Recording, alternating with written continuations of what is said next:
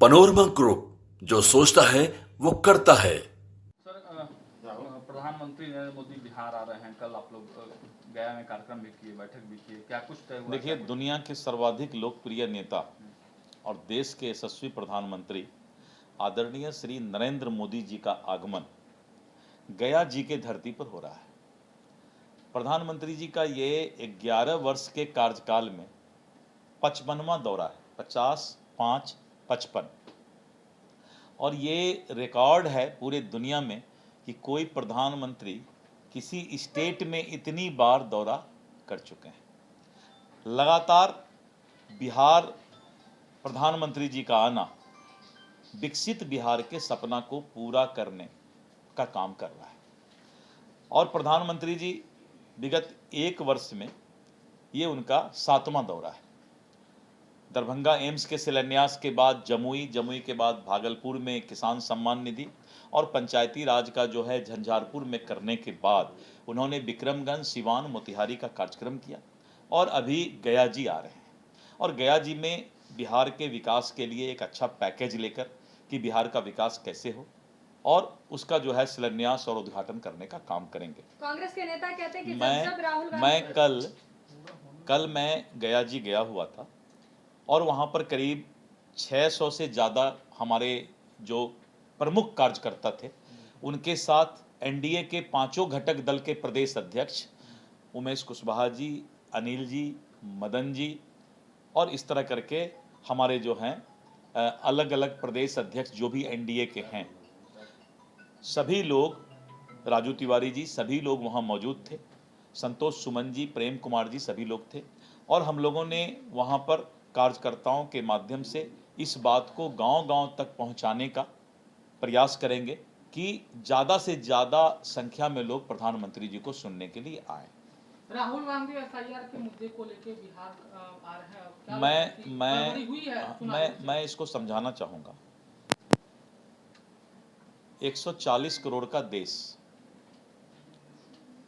और इतनी बड़ी संख्या में मतदाता, मैं चुनाव आयोग को धन्यवाद दूंगा कि भारतवर्ष का चुनाव आयोग जिस मुस्तैदी के साथ मतदाता को अधिकार देने का काम कर रही है। बिहार में एसआईआर, जिसको राहुल गांधी, तेजस्वी यादव मुद्दा बनाना चाह रहे हैं या अन्य कोई भी विपक्षी दल मुद्दा बनाना चाह रहा है, जब ट्रेन खुला ही नहीं तो पैसेंजर को जगह मिला कि नहीं मिला इस पर चर्चा कैसे कर सकते हैं। 1 सितंबर को ट्रेन खुलेगी, यानी मतदाता का उस दिन जो है प्रकाशन होगा कि आपका नाम है कि नहीं है, आपका अधिकार। तभी ट्रेन स्टेशन पर लगी हुई है। तो भाई, विपक्ष के लोगों को पेट में दर्द क्यों हो रहा है कि इस मतदाता का नाम 2 जगह है, इस मतदाता का नाम 5 जगह है, ये मृत्यु हो गया, इसका नाम नहीं है, इसका उम्र जो है कम लिखा गया, इसका उम्र ज़्यादा लिखा गया। अरे उसी के लिए तो 1 सितंबर तक 1 महीना का समय चुनाव आयोग मतदाता को दी है। और इसके बाद भी माननीय उच्चतम न्यायालय, सुप्रीम कोर्ट इसको मॉनिटरिंग कर रही है। तो जिस मुद्दा को सुप्रीम कोर्ट मॉनिटरिंग कर रहा हो, जिस मुद्दा को चुनाव आयोग स्पष्ट रूप से अखबार में भी रोज निकल रहा है कि एक भी मतदाता छूटे नहीं, तो बीच में हंगामा क्यों है बरपा? यह हंगामा क्यों बरपा है? मैं ये नहीं कहता हूं कि विपक्ष ने थोड़ी सी तो पी ली, ऐसी बात नहीं है, लेकिन जिस तरह की आवाज और भाषा विपक्ष निकाल रही है, मैं एक ही सवाल करता हूं कि जब 1 सितंबर तक फॉर्म 7, फॉर्म 6, फॉर्म 8 ये सब सारा अधिकार मतदाता के पास है, तो आप 5 मतदाता खोज के ले आते हैं कि मेरा नाम ऐसा हो गया। अरे भाई, तुमको किसने मना किया कि फॉर्म 7 मत भरो?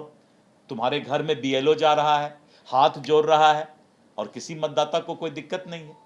पूरे बिहार में अगर 2.5 करोड़ और परिवार है और उसमें जो मतदाता हैं, आज 5 मतदाता अगर 5 करोड़ 6 करोड़ में आप खोज करके लाते हैं तो ये भी तो हास्यास्पद ही है।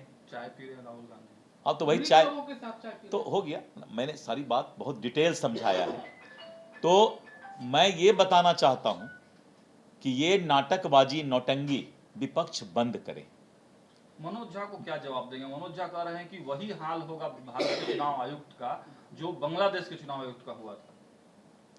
एक भी जनता जहां एसआईआर के खिलाफ कोई आवाज नहीं उठा रही है, तो मनोज झा कोई इस देश के बांग्लादेश के हितैषी हैं। वही तो बात मनोज झा ने जो इशारा किया वो बहुत होशियारी में इशारा कर गए। बांग्लादेश का चर्चा करके मनोज झा जो है वो चुनाव आयोग के पक्ष में बोल गए। अब मनोज झा से अलग में पूछिएगा भाई कि आप बांग्लादेश का ही नाम क्यों लिए, दूसरा देश का नाम क्यों नहीं लिए? इसका मतलब है कि मनोज झा जी दो गेम खेल रहे हैं। एक गेम उनका देशभक्ति का तो नजर आ गया। जिसका भी डबल इपिक नंबर है, ट्रिपल इपिक नंबर है, कानूनन उनको अपना नाम हटवाने का अधिकार फॉर्म 7 में है। इस काम को उनको करना चाहिए। जिस मतदाता का नाम डबल इपिक है, मान लीजिए डबल क्यों 20 इपिक हो एक आदमी का, तो 19 इपिक को हटाने का समय ही तो 1 सितंबर तक है। लेकिन आप ही के जो डिप्टी सीएम उन्होंने तो कहा है कि हमने तो दिया था नाम डबल एपी का। ये तो प्रोसेस उन्होंने बताया। हाँ। ये प्रोसेस उन्होंने बताया कि जिसका भी डबल इपिक है, 3 इपिक है, 20 इपिक है, 50 इपिक है, या एक आदमी का मान लीजिए कि 50,000 इपिक है। अब राहुल गांधी का मन इससे भर जाएगा। 50,000 इपिक है तो 49,999 इपिक हटाने के लिए ही तो समय जो है चुनाव आयोग ने फॉर्म 7 के तहत 1 सितंबर तक दिया है।